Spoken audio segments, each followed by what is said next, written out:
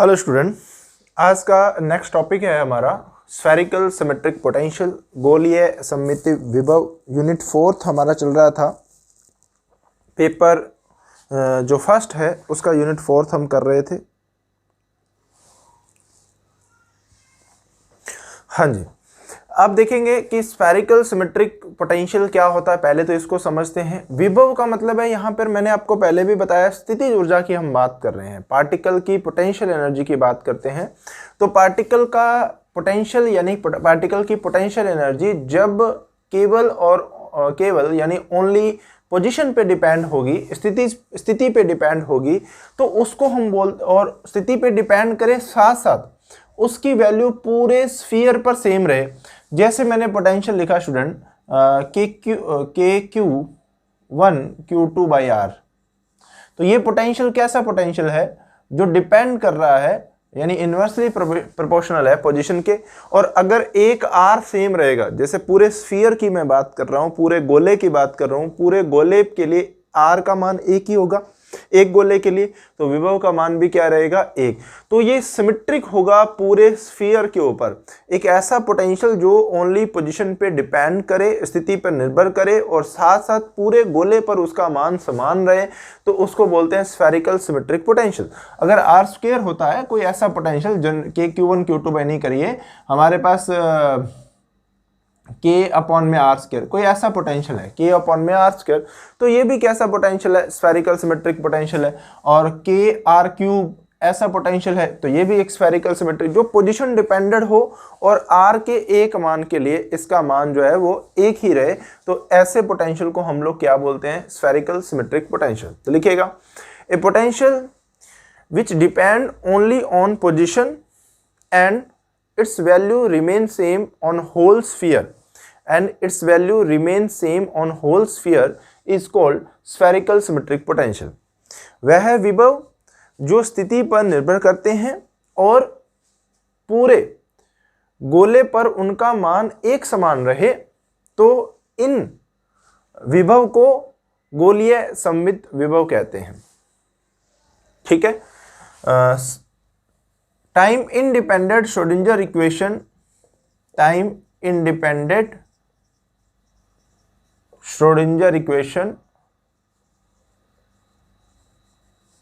For spherical symmetric potential. गोलीय सममित विभव के लिए काल अनाश्रित श्रोडिंगर समीकरण। अब श्रोडिंगर समीकरण क्या होती है student? Minus H cut square upon में 2m डेल टू साई। ठीक है। अगर मैं 3 डायमेंशनल में लिखूं तो del square psi plus v psi. अब यहां अगर स्फेरिकल सिमेट्रिक पोटेंशियल होगा, ध्यान देना स्टूडेंट, जब आप स्फेरिकल सिमेट्रिक पोटेंशियल की बात कर रहे हो तो पहली बात तो यहां 1 डायमेंशनल नहीं आएगा, del two psi by del x two, क्योंकि स्फीयर में क्या आएंगी? तीनों, क्योंकि ये 3D है, 3D फिगर होता है स्फीयर, तो इसलिए यहाँ पे डेल स्क्वायर साई आएगा। पहली बात तो ये क्लियर कर रहे हैं हम। दूसरा, पोटेंशियल को r का फंक्शन लिखा जाएगा। वो इस तरीके का फंक्शन हो सकता है, वो इस तरीके का फंक्शन होता है, वो इस तरीके का फंक्शन होता है। तो स्फेरिकल सिमेट्रिक पोटेंशियल यहाँ पे VR की फॉर्म में लिखा जाएगा। ठीक है। और साथ में साई इज इक्वल टू ई साई। इसको थोड़ा सोल्व कर लेते हैं, ये उधर ले जाइए, del square psi minus 2m over H cut square VR psi is equal to minus 2m और h cut square e psi. ठीक है। तो यहाँ से स्टूडेंट हमारे पास क्या आ जाएगा? डेल स्क्वायर साई, ये टर्म इधर आएगी, माइनस वाली प्लस हो जाएगी, और 2m और एच कट स्क्वायर को कॉमन ले लें, ये बन जाएगा E माइनस VR इंटू में psi equal to 0। Equation number दे देते हैं इसको 1। तो this is spherical symmetric, this is Schrodinger equation for spherical symmetric potential. यहाँ जब भी स्फेरिकल सिमेट्रिक पोटेंशियल की बात होगी तो डेल स्क्वायर साई वाला फंक्शन हम यूज करेंगे, और ये वाली श्रोडिंगर इक्वेशन हम यूज करेंगे। ये ध्यान रखना है, जहाँ पर पोटेंशियल स्फेरिकल सिमेट्रिक पोटेंशियल होता है उस केस के अंदर यहाँ पे पोटेंशियल की वैल्यू रख देंगे, लेकिन ये डेल स्क्वायर साई जो है वो हमें यूज करना होगा। ठीक है, तो अब आगे इसका नेक्स्ट टॉपिक लिखेगा, ये मोस्ट इम्पोर्टेंट रहेगा। हाइड्रोजन एटम की हम बात करना चाहते हैं कि 1 इलेक्ट्रॉन एटम प्रॉब्लम को हम डिस्कशन करने जा रहे हैं। लिखिएगा 1 इलेक्ट्रॉन एटम, एकल इलेक्ट्रॉन परमाणु, एकल इलेक्ट्रॉन परमाणु। हम यहाँ पे उन एटम्स को डिस्कशन करने जा रहे हैं क्वांटम मैकेनिकली जिनके आउटर मोस्ट ऑर्बिट के अंदर स्टूडेंट एक ही इलेक्ट्रॉन होता है। ऐसे कौन से एटम हो सकते हैं, पहले समझते हैं। जिस एटम के अंदर एक न्यूक्लियस होगा और उसके अराउंड में एक इलेक्ट्रॉन रिवॉल्व कर रहा होगा। ठीक है, चलिए इसको भी पहले एक थोड़ा सा सुन लीजिए। 1 इलेक्ट्रॉन, मैं थोड़ा डिस्कशन करना चाहता हूँ। आपको एक चार्ट जो है वो बना के दूंगा जिसमें आप लोगों के अब टेस्ट जो है स्टूडेंट वो स्टार्ट होंगे यूनिट वाइज। सिंगल एक यूनिट का ही टेस्ट लेंगे, पर यूनिट वाइज जो है हम लोग टेस्ट जो है वो स्टार्ट करेंगे। तो इसके ऊपर संडे को डिस्कशन करेंगे, लाइव डिस्कशन होगा और उस कैसे टेस्ट होंगे, किस तरीके से आपको टेस्ट सीरीज मैं दूंगा और आपको टेस्ट देने और ढंग से मैं उस टेस्ट को चेक भी करूंगा। ठीक है, कोशिश यही रहेगी, लेकिन आप अपनी तरफ से टेस्ट जो है वो ईमानदारी से दीजिए, ये आपके लिए इम्पोर्टेंट है। ठीक है, मैं जितना टेस्ट चेक कर पाऊँ वो अच्छी बात है, अगर नहीं भी कर पाता हूँ, लेकिन आप ईमानदारी से अपना टेस्ट जो दें, आप अपनी परफॉर्मेंस को खुद चेक करें, क्योंकि आप कॉलेज लेवल के हाई लेवल के स्टूडेंट हैं। तो मैं आपको सिर्फ टेस्ट बना के दे सकता हूँ किस तरीके के क्वेश्चन बन सकते हैं, और उस यूनिट में वो टेस्ट आपके पास सेव रहेंगे। बाद में आप उन टेस्ट को देख सकते हैं कि किस तरीके के इस यूनिट से क्वेश्चन बन सकते हैं। ठीक है, तो वो क्वेश्चन मैं आपको बना के दूंगा। 1 इलेक्ट्रॉन एटम, एकल इलेक्ट्रॉन परमाणु वो होते हैं जिसमें एक न्यूक्लियस के अराउंड में एक इलेक्ट्रॉन जो है वो घूम रहा होगा। तो उनको एक ही जैसे हाइड्रोजन परमाणु, इसमें एक प्रोटॉन है, एक इलेक्ट्रॉन घूम रहा है। लेकिन हीलियम के अंदर 2He4 होता है, यानी 2 इलेक्ट्रॉन घूम रहे होते हैं। तो अगर He+ की बात करोगे तो उसमें एक इलेक्ट्रॉन होगा। अगर लिथियम +2 की बात करोगे उसमें भी एक इलेक्ट्रॉन होगा। तो ऐसे एटम को हम डिस्कशन करने जा रहे हैं जिसके न्यूक्लियस, अब न्यूक्लियस में हो सकता है 2 या 3 प्रोटॉन हो, लेकिन उसके चारों तरफ जो इलेक्ट्रॉन रिवॉल्व कर रहा है वो सिंगल इलेक्ट्रॉन होना चाहिए।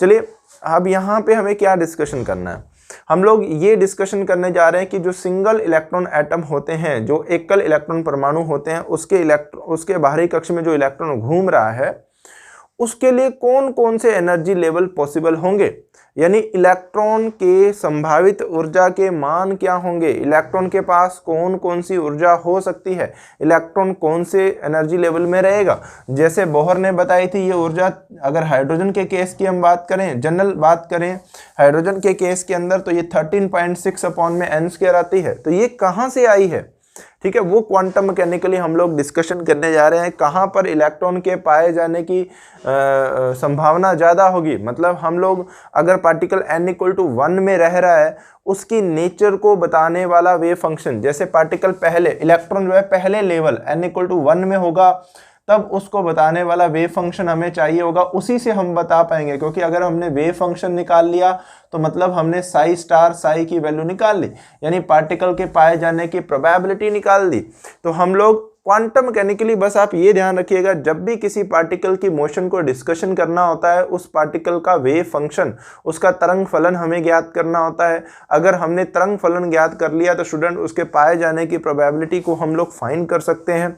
तो हम लोग पार्टिकल की नेचर को जान सकते हैं। तो 1 इलेक्ट्रॉन एटम में कौन सा इलेक्ट्रॉन कहाँ मूव करेगा, उसके पास कौन कौन से एनर्जीज वैल्यू होंगे, कहाँ इलेक्ट्रॉन के पाए जाने की संभावना ज़्यादा होगी, उसको हम लोग यहाँ पे क्वांटम मैकेनिकली डिस्कशन करना चाहते हैं। मतलब इस इलेक्ट्रॉन के लिए, जो इलेक्ट्रॉन रिवॉल्व कर रहा है, इसके लिए हम लोग श्रोडिंगर इक्वेशन लिखने वाले हैं। श्रोडिंगर इक्वेशन लिखने के बाद उस इक्वेशन का जो सोल्यूशन होगा वो पार्टिकल यानी हमारे इलेक्ट्रॉन के लिए वेव फंक्शन की वैल्यू दे देगा। उस वेव फंक्शन से हम लोग बता पाएंगे कि इलेक्ट्रॉन कहाँ मूव करेगा, कहाँ इलेक्ट्रॉन पाया जाएगा, कहाँ नहीं पाया जाएगा, वो कौन से एनर्जी लेवल में रह सकता है। ठीक है, तो एनर्जी लेवल किस तरीके से बन सकते हैं, वो सारा डिस्कशन जो है वो इसके अंदर हम करने वाले हैं, एकल इलेक्ट्रॉन परमाणु के अंदर। तो पहले लिखिएगा 1 इलेक्ट्रॉन एटम होते क्या हैं।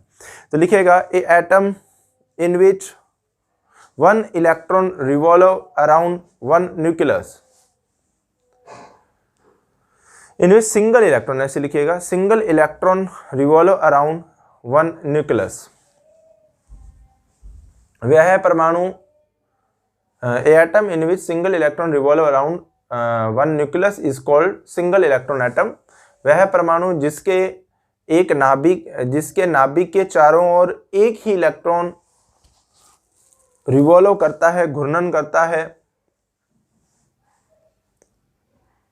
उसे एकल इलेक्ट्रॉन परमाणु कहते हैं। ठीक है, तो अब आपको लगानी है स्टूडेंट श्रोडिंगर इक्वेशन। तो थोड़ा सा उसको समझने से पहले मैं आप लोगों को क्लियर कर देना चाहता हूं कि हम लोग ऐसी प्रॉब्लम को कार्टेशियन कोऑर्डिनेट में सॉल्व नहीं करने वाले हैं।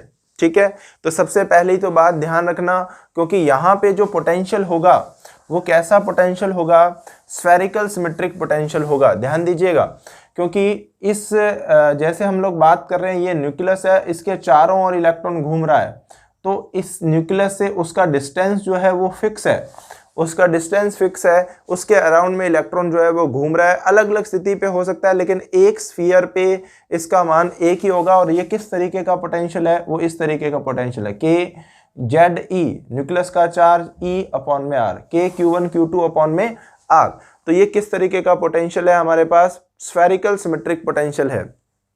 समझ में आ रही है स्टूडेंट बात आपको। तो ये स्फेरिकल सिमेट्रिक पोटेंशियल के अंदर पार्टिकल मूव कर रहा है, तो देखिए आर का फंक्शन आता है, ना कि एक्स वाई जेड का फंक्शन आता है। तो एक्स वाई जेड के अंदर हम इसको कन्वर्ट कर सकते हैं, लेकिन अगर हम उस एक्स वाई जेड के अंदर इक्वेशन को सोल्व करने की कोशिश करेंगे तो वो बहुत टिपिकल इक्वेशन हो जाएगी, उसका हम सोल्यूशन नहीं फाइंड कर पाएंगे। दोबारा समझें, यहाँ पर पोटेंशियल जो है, यानी जब रिवॉल्व कर रहा होगा, अगर डायरेक्टली मूव कर रहा होता तब तो हम उसको कार्टेशियन कोऑर्डिनेट में सोल्व कर सकते हैं, यानी साई एक्स वाई जेड में फाइंड कर सकते हैं। लेकिन जब पार्टिकल रिवॉल्व कर रहा है तो वो जो पार्टिकल है वो 3D के अंदर है। जब पार्टिकल 3D के अंदर है, रिवॉल्व कर रहा हो, उस केस में हम लोगों को जो श्रोडिंगर इक्वेशन सोल्व करनी है स्टूडेंट, वो r थीटा फाई में कन्वर्ट करनी है। तो ध्यान दीजिएगा, जो साई है वो हमें r थीटा फाई के अंदर लेके आना होगा। यानी हमारे पास मेन काम क्या रह गया, जो ये डेल स्क्वायर है, इसकी साई r के अंदर वैल्यू क्या, r थीटा फाई में क्या वैल्यू होती है। मैं आपको बता दूं, जिस तरीके से Cartesian coordinate x y z होते हैं, उसी तरीके से स्फेरिकल कोऑर्डिनेट जो होते हैं वो r थीटा फाई होते हैं। अब ये r थीटा फाई क्या होते हैं, इसलिए मैं आपको पहले ही एक्सप्लेन करने जा रहा हूं कि r थीटा फाई क्या होते हैं। हम लोग इस इक्वेशन को क्यों लेके आ रहे हैं, ताकि हमारे पास इक्वेशन ईजी हो जाए और उसका सोल्यूशन हम इजीली फाइंड कर पाएं। ठीक है, देखते हैं।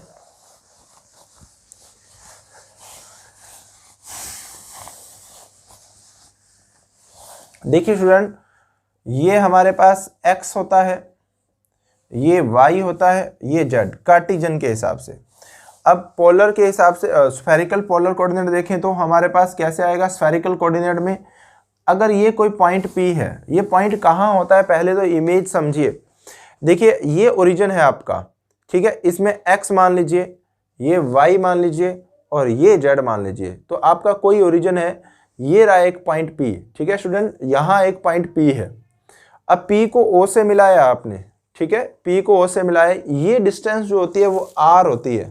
ठीक है, मैं इसको x कर देता हूँ, इसको x कर देता हूँ, इसको y कर देता हूँ, इसको ऊपर वाले को z कर देता हूँ, समझना इजी हो जाएगा। तो ये आपका जो है R है, आप ये बनाना नहीं, आप साइड में बना लें, इसके अंदर कुछ नहीं करना है, तो समझाने के लिए बना रहा हूँ। और ये जो एंगल बनता है स्टूडेंट, ये थीटा होता है, यानी जो आपकी OP है। दोबारा देखें, ये रहा ओरिजिन, ये आपका x, ये आपका y, ये आपका z, और ये रहा OP। ठीक है, OP, और OP जो z के साथ एंगल बनाएगा वो थीटा होता है। ठीक है, अब इस P जो पॉइंट है उससे नीचे परपेंडिकुलर ड्रॉ कर दीजिए, जो इस प्लेन में आएगा, XY प्लेन के अंदर। यहां देखिए, यहां से परपेंडिकुलर ड्रॉ कर दिया मैंने, ये देखिए P डैश। ध्यान दीजिए, ये रहा आपका पॉइंट P, इस P से नीचे परपेंडिकुलर, क्योंकि आपका x इधर है, y इधर है, तो आपने परपेंडिकुलर जो है वो नीचे ड्रॉ कर दिया है। ठीक है।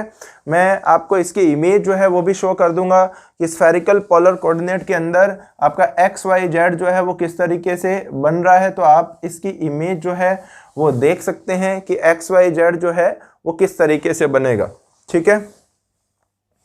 सॉरी, आर थीटा फाई जो है वो किस तरीके से बनेगा। अब यहाँ से जब आप ड्रॉ कराएंगे तो ये पी डैश बनेगा स्टूडेंट। जो आपने नीचे परपेंडिकुलर ड्रॉ किया है तो ये पी डैश बनेगा, ये पी डैश है, तो ये ओ पी डैश बन जाएगी, o p dash. O p dash कहाँ आएगी? जो एक्स वाई प्लेन है स्टूडेंट, दिख रहा है आपको, जो एक्स वाई प्लेन है, इस एक्स वाई प्लेन के अंदर जो है हमारे पास P से परपेंडिकुलर ड्रॉ किया हुआ है, P डैश मिला है, तो O को P डैश से मिला दीजिए, ये OP डैश बनेगा आपका। तो ये आपका OP डैश आ गया है। ये जो हमारे पास आया है, ये इसके साथ जो एंगल बनाएगा, X के साथ जो एंगल बनाएगा वो एंगल फाई होता है, ठीक है। तो अब हम एक्स वाई जेड की वैल्यू आर थीटा फाई की टर्म्स में निकाल सकते हैं, ठीक है। इसको इससे मिला दिया, ये OP है अपना। अब देखो, इससे यहाँ पे एक परपेंडिकुलर ड्रॉ कर देते हैं और यहाँ पे एक परपेंडिकुलर ड्रॉ कर देते हैं। ध्यान दीजिए, ये आपने P से पॉइंट डाला P डैश, ठीक है। अब P डैश को इधर Y पे परपेंडिकुलर ड्रॉ कर दिया, इधर X पे परपेंडिकुलर ड्रॉ कर दिया इस P डैश से, ठीक है। और ये आपकी कितनी होएगी? इधर आएगा R cos थीटा, जिस एंगल में R का जिस डायरेक्शन के साथ एंगल बनता है उधर cos थीटा, उसकी परपेंडिकुलर डायरेक्शन कौन सी बनेगी? देखिए आपकी OP ऐसे है, ठीक है, तो R cos थीटा इधर बना रहा है, तो इसका परपेंडिकुलर इधर आएगा, ठीक है। इसका परपेंडिकुलर कौन सा होगा? यही वाली लाइन होगी जो OP डैश होएगी। तो इधर क्या होगा? R sin थीटा, इधर होगा R sin थीटा। तो मुझे ये बताइएगा ये कंपोनेंट कितना बनेगा, जो कि Y कंपोनेंट है, और ये कंपोनेंट क्या है? X। ये हमारे पास क्या बनेगा? Y। दिख रहा है आपको, ये Y और ये Y। तो देखिए इसकी वैल्यू क्या बनेगी, इसमें लगा लो। यहाँ फाई है, ये R sin थीटा है, ठीक है। यहाँ से आपने परपेंडिकुलर ड्रॉ किया तो ये 90 का काम करेगा, सामने वाला हाइपोटेनियस कर्ण हो गया। तो sine phi is equal to perpendicular upon में हाइपोटेनियस, यानी लंब बटे में कर्ण, कर्ण अपना R sin थीटा आएगा। तो y की वैल्यू कितनी आ रही है student? R sin theta sine phi, ये y की वैल्यू आ रही है, ठीक है। x की वैल्यू देख लें स्टूडेंट, x की वैल्यू क्या होती है? अब हमारे पास ये वाली वैल्यू निकालनी है। ये कैसे निकालेंगे आप? ये एंगल फाई है, तो हमारे पास जो आपने ये ड्रॉ किया ये तो 90 होगा, और ये एंगल फाई होगा, पूरा एंगल कितना होगा? फाई। तो सामने वाला परपेंडिकुलर हो गया, इसमें आपको ये वैल्यू निकालनी है, तो कोस फाई लगाइए। Cos phi is equal to base ये बनेगा, क्योंकि 90 के सामने वाला हाइपोटेनियस, ये परपेंडिकुलर बनेगा, तो ये बेस बन गया upon hypotenuse R sin theta. तो x की वैल्यू समझ में आ गई, x is equal to R sin theta cos phi. तो यहां से आप x और y की वैल्यू निकाल ली। z कितना आएगा? ये OP ऐसे है और z के साथ एंगल बना रही है थीटा, तो R cos थीटा। समझ गए बात? ये जो R cos थीटा कंपोनेंट है वो z में है, तो z कंपोनेंट कितना आया? R cos थीटा आया। तो हमारे पास x की वैल्यू होती है R sin theta cos phi, y की value R sin theta sin phi, z is equal to R sin theta होगा। मैंने जनरली आपको बता दिया है, तब आपको ध्यान रहे, हालांकि इसका कोई आपको ज़्यादा यूज नहीं होने वाला है, ठीक है। तो अब हम लोग इक्वेशन लिखने वाले स्टूडेंट R थीटा फाई के अंदर, तो लिखेगा according to time independent Schrödinger equation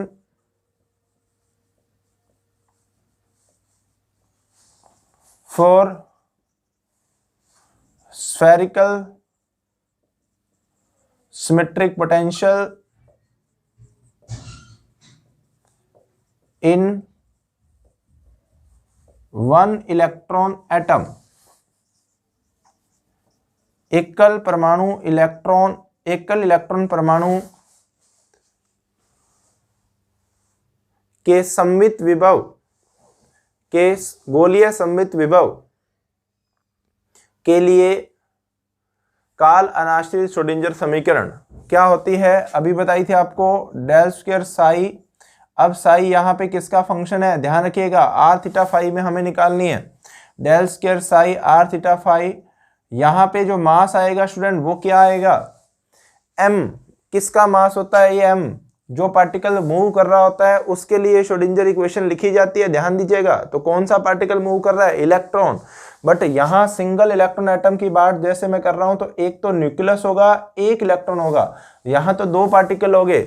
देखिएगा जब दो पार्टिकल होते हैं और उसके लिए हमें श्रोडिंगर इक्वेशन लिखनी है तो हमें इसका रिड्यूस मास लिखना पड़ेगा, ठीक है। रिड्यूस मास क्या होता है, ध्यान है आपको, म्यू इज इक्वल टू, यानी 1/μ is equal to 1/me plus 1/mp। Proton है ना इसमें एक, जैसे हाइड्रोजन की बात करूं तो इसमें एक प्रोटॉन है, ये रिड्यूस मास का फॉर्मूला है।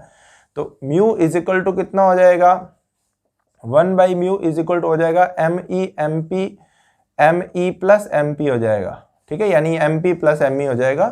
तो म्यू इज इक्वल टू हो गया me अपॉन में me प्लस mp, ठीक है। तो mp को कॉमन लेके काट दीजिए, me/mp हो गया, 1 mp कट गया यहाँ से। अब देखिएगा mass of proton mass of electron से बहुत ज्यादा होता है, कितना, मास ऑफ इलेक्ट्रॉन तो है 10⁻31 kg, और मास ऑफ प्रोटॉन कितना होता है स्टूडेंट, 1.67 10⁻27 kg, तो 10⁴ गुना ज्यादा हो गया प्रोटॉन, तो बहुत भारी है। ये टर्म बहुत छोटी हो जाएगी, इसको नेग्लेक्ट कर दो तो म्यू कितना आता है, me। यानी अगर टू बॉडी प्रॉब्लम को सिंगल बॉडी प्रॉब्लम में कन्वर्ट करना है, यानी जहां पे दो पार्टिकल हों, अगर उसके लिए हम लोगों को मास यूज करना पड़े तो हमें रिड्यूस मास करना पड़ता है। तो आप देख रहे हो रिड्यूस मास अप्रोक्सीमेटली किसके इक्वल आ रहा है, मास ऑफ इलेक्ट्रॉन। तो एक्चुअल में जो आप m यहाँ पे यूज कर रहे होंगे ये मास ऑफ इलेक्ट्रॉन है, ये बात आप समझ लें। तो del square psi r theta phi 2m और h cut square e minus V R psi r theta phi. ये जो टॉपिक है स्टूडेंट ये टॉपर स्टूडेंट के लिए है, अगर आप स्किप करना चाहें तो इसको स्किप कर सकते हैं। बाकी जो 3 टॉपिक बचेंगे उसमें आपका क्वेश्चन जो है वो कवर हो जाएंगे, उसमें कोई प्रॉब्लम नहीं है, ठीक है। जो आगे नॉलेज बनाना चाहता है तो थोड़ा सा बड़ा और थोड़ा टिपिकल पड़ता है, लेकिन आप जो समझ लेगा उसके लिए टिपिकल नहीं है। इक्वल टू 0, ठीक है स्टूडेंट। चलिए अब देखते हैं हमारे पास del square psi r, del square की वैल्यू क्या रखोगे, डेल स्क्वायर की वैल्यू, ये डेल स्क्वायर हमें रखना है किसके अंदर, स्फेरिकल कोऑर्डिनेट के अंदर, गोलीय निर्देशांकों के अंदर। तो गोलीय r थीटा फाई में इसकी वैल्यू क्या होती है वो देखिएगा, ये आप अभी डायरेक्ट याद करिए, इसका प्रूफ भी है, तो प्रूफ लंबा है, लेंथी है, तो उसको हमें नहीं करना है। तो डेल स्क्वायर की वैल्यू याद रखें, 1/r² del by del r² del by del r plus 1/r² sine theta del by del theta sine theta del by del theta plus 1/r² sine square theta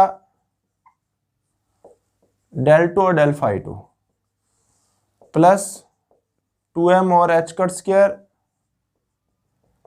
e minus V R psi r theta phi equal to 0। यहां तक ठीक है। Equation number इसको 1 दे देते हैं।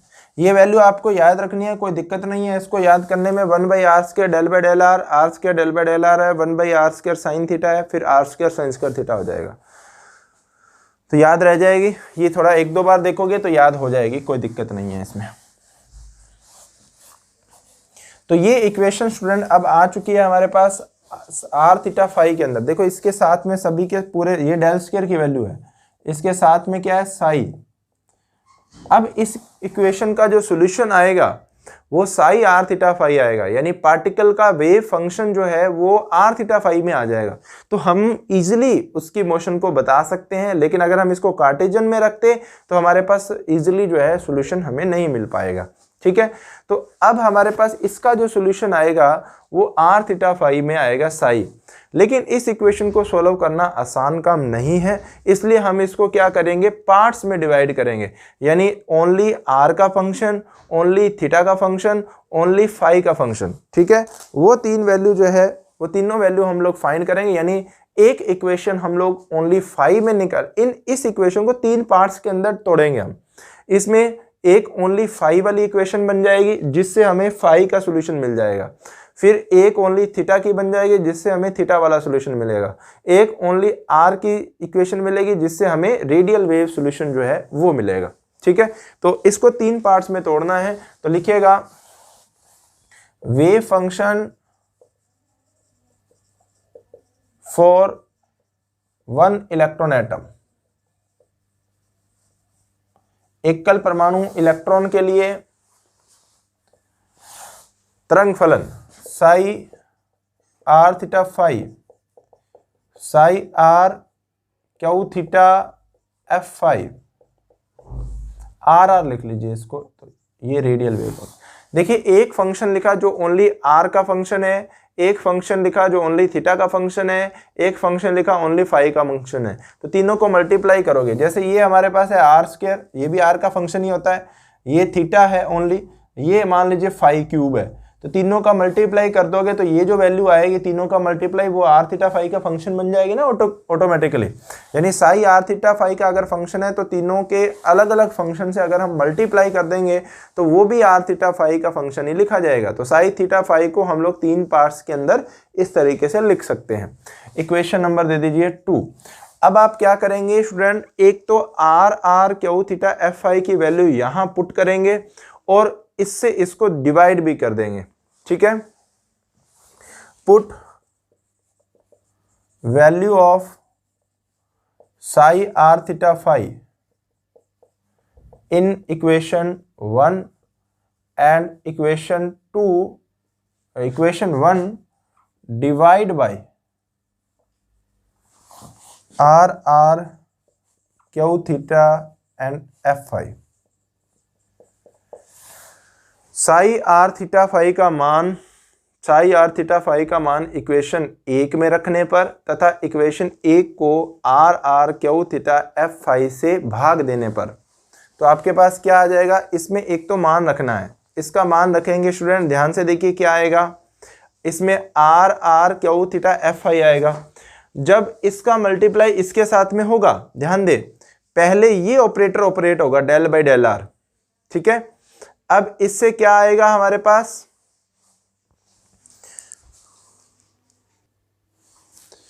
हाँ जी, अब देखें अपने ये वाला, देखो साई आर थीटा फाई को तो लिख देंगे, देखो एक बार आप समझ लेना, लिखना जो मैं आगे लिख रहा हूं क्यू थीटा एफ फाई ऐसे लिख देंगे।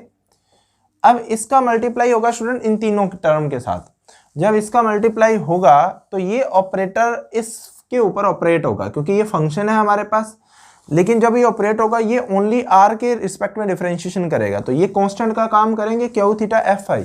ठीक है, ये बाहर आ जाएंगे, ये बाहर आएंगे और हमने इसको डिवाइड भी किया हुआ है, इससे पूरी इक्वेशन को दोनों साइड से डिवाइड करें, 0 से डिवाइड करेंगे तो 0 ही रहेगा राइट साइड में, इसको डिवाइड कर रखा है तो स्टूडेंट क्या होगा, Q theta F by cut जाएंगे, तो मतलब आपके पास टर्म बचेगी 1 by R square, R R नीचे बचेगा। ठीक है, ये टर्म तो रहेगी del by del R square, del R R अंदर रह जाएगा बटे में आर, समझ गए, प्लस अब क्या रहेगा, ये sine theta del by del theta, अब डेल थीटा वाले यानी आर आर और एफ फाई ये बाहर आ जाएंगे, इससे इसको डिवाइड भी कर रखा है तो आर और एफ फाई कट जाएंगे तो क्यू थीटा बचेगा 1 by R square sine theta, क्या बचेगा ये 1 over Q theta sine theta del by del theta sine theta del by del theta, Q theta अंदर रह जाएगा, प्लस ये क्या बचेगा 1 by R square sine square theta del 2 और डेल फाई 2, फाई 2 में एफ फाई रहेगा, ये दोनों बाहर आएंगे, नीचे डिवाइड किया हुआ है तो नीचे एफ फाई बच जाएगा student, 1 by R square sine square theta 1 by F phi बचेगा नीचे, del 2 F phi over del phi 2 ये बचेगा, प्लस, ठीक है यहां तक ठीक है, ये तीनों टर्म आ गई हमारे पास, plus 2m over H cut square, इसमें साई की वैल्यू रख दो, नीचे डिवाइड भी कर रखा है तो ये कट ही जाएगा, तो ये रह जाएगा 2m over H cut square E minus V R, right side में 0 है तो 0 आ जाएगा। इक्वेशन नंबर इसको दे दें 3। उसके बाद क्या करें, इक्वेशन 3 को r square sine square theta से मल्टीप्लाई कर दें, r square sine square theta से।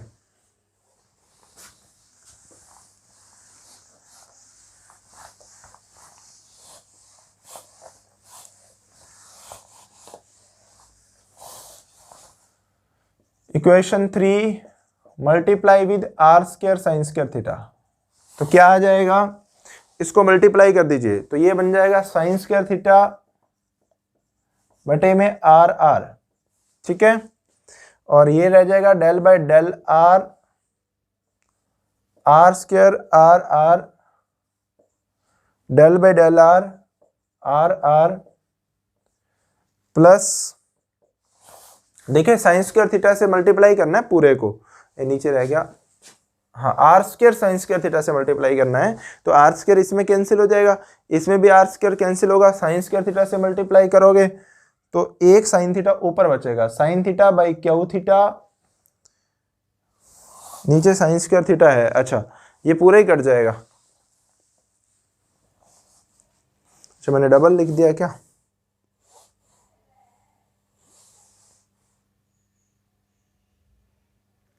आर स्क्वायर साइन डबल लिख दिया ना, तो इसमें साइन थीटा बचेगा, sine theta by q theta, और del by del theta, sine theta del Q theta by del theta, plus third term में r square sine square theta cut जाएगा, 1 over f phi del two F phi over del phi two, plus 2m और h cut square e minus V are are square sine square theta equal to 0। तो हम लोगों ने student R square sine square theta से multiply करा है, उसके बाद हमारे पास ये टर्म बन गई है। अब आप क्या करें, इस 5 वाली टर्म को राइट साइड में ले जाएं, यानी आपके पास, क्योंकि हमें 5 को अलग करना था, तो वो अलग कब हो सकता है, जब आर स्क्वायर, आपको याद रह जाएगा इसको, R square sine square theta को एलिमिनेट करेंगे तो ओनली 5 वाली टर्म बच जाएगी। तो ये एक इक्वेशन 5 में दे देगा, जिससे हमें f5 की वैल्यू मिल सकती है, साइन स्क्वायर थीटा अपॉन में आर आर, प्लस जो हमारे पास इक्वेशन थी ना आर थीटा 5 वाली, उसको 3 पार्ट्स में अलग अलग तोड़ेंगे हम, जिससे हम लोग f5 आर आर और क्यू थीटा फाइंड करेंगे। Del by del R, are square del R R over del R, plus sine theta over Q theta del by del theta sine theta del Q theta by del theta, plus ये वाली term 2m और h cut square e minus V are are square sine square theta is equal to -1 और F phi del two F phi over del phi two. Equation number दे दें 4। अब equation 4 को देखें जरा, इक्वेशन 4 का right hand side जो है वो थीटा और आर का फंक्शन है, आर और थीटा आ रहे हैं, ये ओनली फाई का फंक्शन है, तो ये दोनों एक दूसरे से इंडिपेंडेंट है, तो लिखेगा, हाँ जी चलो सुन ही लो एक बार फिर इकट्ठा लिखते हैं। अब देखिएगा अगर मैं फाई को चेंज करता हूं तो लेफ्ट साइड पे कोई फर्क नहीं पड़ेगा, मतलब लेफ्ट साइड कांस्टेंट आएगी। अगर मैं आर थीटा को चेंज करता हूं तो राइट साइड चेंज, मतलब इस पे कोई फर्क नहीं पड़ेगा।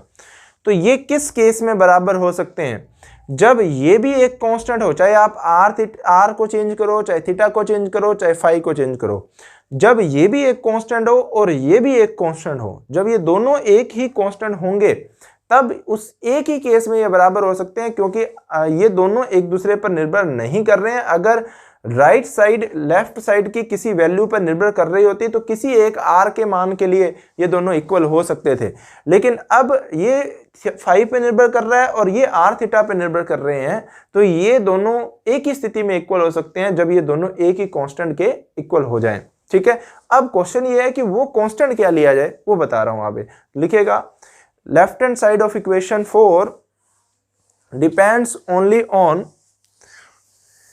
r and theta, and right hand side of equation 4 depends on phi। Equation 4 का LHS r व थीटा पर निर्भर करता है तथा RHS फाई पर निर्भर करता है। They are equal only if both are equal to one constant. यह दोनों समान होंगे जब दोनों एक ही स्थिरांक के बराबर हों। जब दोनों एक ही स्थिरांक के बराबर हों तो वो कांस्टेंट स्टूडेंट हम लोग क्या लेके चल सकते हैं, हमें एक ऐसा कांस्टेंट लेना है जिससे हमारी एक डिफरेंशियल इक्वेशन बन जाए और उसका सॉल्यूशन हम लोग लेना कांस्टेंट है। ठीक है, तो वो कांस्टेंट मैं ले रहा हूं m²। तो पुट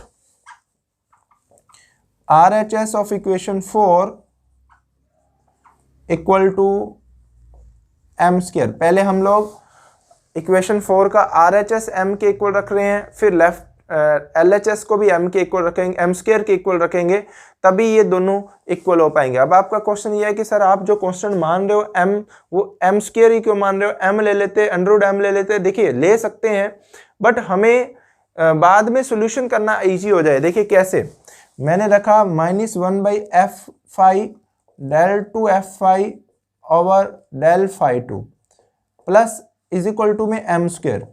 ठीक है, अगर मैं m ले लेता हूं तो क्या होएगा, देखिए m² लिया तब क्या हो रहा है, f∅ उधर चला जाएगा, माइनस भी उधर चला जाएगा, तो del2f∅ over del∅2 plus m²f∅ ऐसा हो जाएगा इक्वल टू 0। अब ये एक डिफरेंशियल इक्वेशन बन गई है जिसमें d² plus m² auxiliary equation बनेगी। अगर आप m लेते तो √m में सॉल्यूशन आ जाते, वो बात वहीं आ जाती है, उसमें कोई फर्क नहीं है। इसमें सॉल्यूशन को m के, जैसे मैंने 16 था, वो 16 अपना 4 का स्क्वायर है, तो आप m लिखते तो 4 लिखते, यहाँ पे सॉरी m² वैल्यू कितनी है m² की 16 है। ठीक है, अगर m लिखते तो कितना लिखते आपके पास, ये m² की वैल्यू, तो m की वैल्यू कितनी हो जाएगी, 4 लिख दो यहाँ पे। ठीक है, अगर m लिखोगे तो 4 लिख दो, अगर m² लिख रहे हो तो 16 लिख दो, तो उसमें कोई फर्क नहीं पड़ेगा, जो भी कांस्टेंट आ रहा है उसका स्क्वायर हमने यहाँ पे लिख दिया, जिससे हमारे पास इक्वेशन में m आ जाए, m में ना आए, सॉल्यूशन कैलकुलेशन इजी लगे, तब इसलिए हमने m² लिख दिया है। जो भी कांस्टेंट था उसका स्क्वायर के इक्वल रख दिया हमने। ठीक है, तो ये डिफरेंशियल इक्वेशन बन गई है। इसका सॉल्यूशन क्या होगा स्टूडेंट, इसका सॉल्यूशन अगर आप निकालोगे तो सॉल्यूशन आपको निकालने तो आते ही हैं। इसके दो सॉल्यूशन बनेंगे, d² plus m² auxiliary equation बनेगी, यानी d is equal to +1 iota m। तो ये सॉल्यूशन बनेगा f∅ is equal to a e⁻iota m∅ plus b e⁻iota m∅। अब देखिए स्टूडेंट, b e⁻iota m∅ solution acceptable नहीं होगा। क्यों? क्योंकि वो क्या बताता है, वो उन पार्टिकल को बताता है जो रिफ्लेक्ट होके जाते हैं, और ये उन पार्टिकल को बता रहा है जो मूव कर रहे हैं, आगे मूव कर रहे हैं। तो इसमें जो इलेक्ट्रॉन रिवॉल्व कर रहा है स्टूडेंट, उसमें कोई रिफ्लेक्शन पॉसिबल नहीं है, यानी वो पोटेंशियल से टकरा के वापस नहीं जा रहा है पार्टिकल, तो इसमें कोई रिफ्लेक्शन की संभावना नहीं है, इसलिए वो माइनस वाला सॉल्यूशन एक्सेप्टेबल नहीं होगा। इसका सॉल्यूशन कौन सा होगा, a e⁻m∅। तो हमें f∅ की वैल्यू मिल चुकी है स्टूडेंट, ये a e⁻iota m∅ होएगा। बट अब आपका क्वेश्चन ये है कि स्टूडेंट a क्या होना चाहिए और m की वैल्यू हम क्या क्या ले सकते हैं, ये देखना हमें कि m की वैल्यू क्या क्या ले सकते हैं। ठीक है, तो अब देखिएगा स्टूडेंट, मैंने आपको अभी एक डायग्राम दिखाया था, वो वापस देखिए। उस डायग्राम में देखिए जो फाई है, फाई किसके साथ में एंगल है, फाई जो एंगल है स्टूडेंट, वो एंगल है हमारे पास एक्स एक्सिस जो है वो आपकी एक्स एक्सिस ऐसे है, वाई एक्सिस ऐसे है, जेड एक्सिस ऐसे है, तो ये एंगल आपका फाई है, दिख रहा है आपको। ये फाई कहां से कहां तक जाएगा, आपका पार्टिकल यहाँ है, ठीक है, ओरिजिन से यहाँ है, तो ये जैसे जैसे मूव करेगा, पार्टिकल यहाँ भी हो सकता है, जैसे इलेक्ट्रॉन मूव करेगा तो फाई कितना वेरी कर सकता है, जैसे पी यहाँ आएगा तो पी डैश यहाँ आएगा, तो जो नीचे वाला एंगल है, ठीक है, जैसे जैसे वो पार्टिकल मूव करेगा तो पी डैश पॉइंट जो है वो भी मूव करेगा। अगर पी डैश पॉइंट मूव करेगा तो पी डैश कितना मूव कर सकता है, 0 से 2 पाई मूव कर सकता है। समझ में आ रही है आपको बात? दोबारा यहाँ भी देख लो और यहाँ भी देख लो वापिस, कि आपका ये पॉइंट पी डैश था, ये आपने जो एंगल बनाया ये वाला एंगल है फाई।